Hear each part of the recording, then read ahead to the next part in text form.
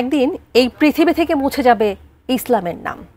কোরআনের অক্ষর থাকবে কিন্তু মানুষ তাতে আমল করবে না, এমনকি খুঁজে পাওয়া যাবে না কোনো ঈমানদার ব্যক্তির নামও। ঠিক এই সময়ে এক ব্যক্তির হাতে ধ্বংস হবে পবিত্র কাবা ঘর, যাকে বাধা দেওয়ার মতো কোনো ঈমানদার ব্যক্তিও থাকবে না। শেষ জামানার সেই ভয়াল মুহূর্তের চিত্র তুলে ধরেছেন আরিফ হাসান।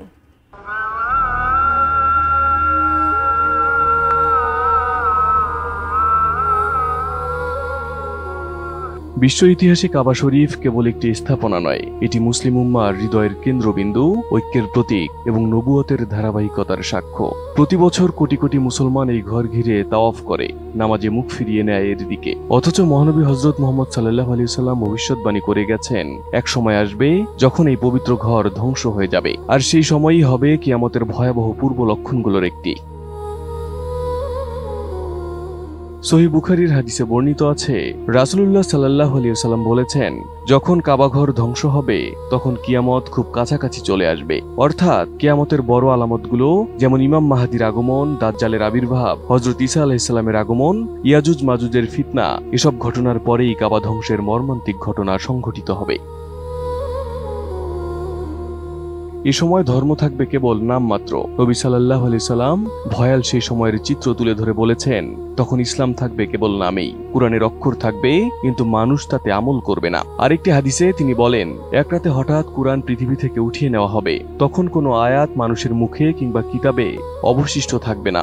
অর্থাৎ দুনিয়া থেকে ইসলামের আলো নিভে যাবে, পৃথিবী অন্ধকারে ঢেকে যাবে। মানুষ কাবাকে আর আল্লাহর ঘর হিসেবে নয়, বরং কেবল একটি প্রাচীন স্থাপত্য হিসেবে দেখবে। হজ বন্ধ হয়ে যাবে, তাওয়াফ থেমে যাবে এবং মক্কা মদিনা জনশূন্য হয়ে পড়বে। রাসূলুল্লাহ সাল্লাল্লাহু আলাইহি ওয়াসাল্লাম বলেছেন, মদিনা তার অধিবাসীদের মধ্যে থাকা মন্দ লোকদের বের করে দেবে, আর সেখানে থাকবে শুধু পশু পাখি। অর্থাৎ ভালো মানুষ বা ঈমানদার কেউ অবশিষ্ট থাকবে না। ইসলামের প্রভাব তখন সম্পূর্ণ বিলুপ্ত হবে পৃথিবী থেকে, আর এরপরেই ঘটবে সেই ভয়াবহ দৃশ্য। আরএফএল অডিটর, বাঁকা হয় না, ফাঁকা হয় না, আর ভাঙা এক কথায় অসম্ভব। হাদিসে এসেছে, একজন আবিসিনিয়ান অর্থাৎ ইথিওপীয় ব্যক্তির হাতে ধ্বংস হবে কাবাঘর, যার নাম হবে জুসুইয়া কাতাইন। সে হবে কালো, তার পা হবে পাতলা বিশিষ্ট। ওই ব্যক্তি আফ্রিকার দিক থেকে আগত কালো বর্ণের হবে। সে একে একে কাবার ইট পাথর ও অলংকার খুলে ফেলবে, যেন এই ঘরটি কখনো ছিলই না। তখন তাকে থামানোর মতো কোনো ঈমানদার মুসলমান থাকবে না।